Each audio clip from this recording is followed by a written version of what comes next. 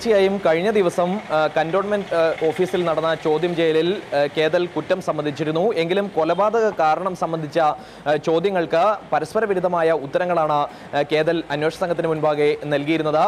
എന്തിന് ഈ കൃത്യം നിർവഹിച്ചു എന്നതിൽ കൃത്യമായൊരു മറുപടി കേതൽ നൽകിയിരുന്നില്ല. അതേസമയം തന്നെ കേതലിന്റെ പശ്ചാത്തലവും മറ്റും പരിശോധിച്ചതിൽ നിന്ന് കേതൽ സാത്താൻ സേവ പോലുള്ള കാര്യങ്ങളിൽ തൽപരനായിരുന്നു എന്ന് പറയുന്നുണ്ട്. ഒപ്പം തന്നെ ശരീരത്തിൽ നിന്ന് ആത്മാവിനെ വേർപെടുത്തുന്നത് പരീക്ഷിക്കാൻ വേണ്ടിയായിരുന്നു ഇത്തരത്തിൽ 4 കൊലപാതകങ്ങൾ നടത്തിയതെന്ന ഒരു ഉത്തരവും അദ്ദേഹത്തിന്റെ ഭാഗത്തു നിന്ന് ഉണ്ടായി എന്നാണ് നമുക്ക് പോലീസിൽ നിന്ന് ലഭിക്കുന്ന വിവരം.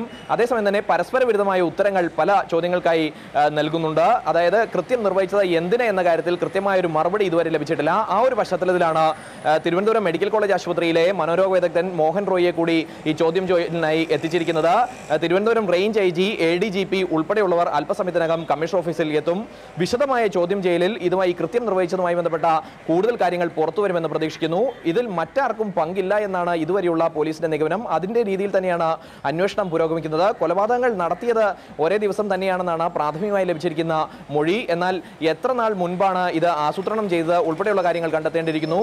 കൂടാതെ ഈ കേതൽ എന്നയാൾ ആർട്ടിഫിഷ്യൽ ഇന്റലിജൻസിൽ കമ്പ്യൂട്ടർ പഠനം പൂർത്തിയാക്കിയ വ്യക്തിയാണ്. ഓസ്ട്രേലിയയിൽ നിന്ന് ഈ പഠനം പൂർത്തിയാക്കിയ ശേഷം തിരുവനന്തപുരത്തെത്തിയ കേതൽ 4 വർഷത്തിലധികമായി ഇത്തരത്തിൽ വീഡിയോ ഗെയിം പ്രോഗ്രാമിംഗ് ഉൾപ്പെടെ ചെയ്തു വരികയാണ്. ഇത്തരത്തിൽ യുദ്ധസമാനമായ രംഗങ്ങൾ വീഡിയോ ഗെയിമിൽ ചിത്രീകരിക്കുന്ന ഉൾപ്പെടെയായിരുന്നു കേതലിന്റെ പ്രധാന താല്പര്യം.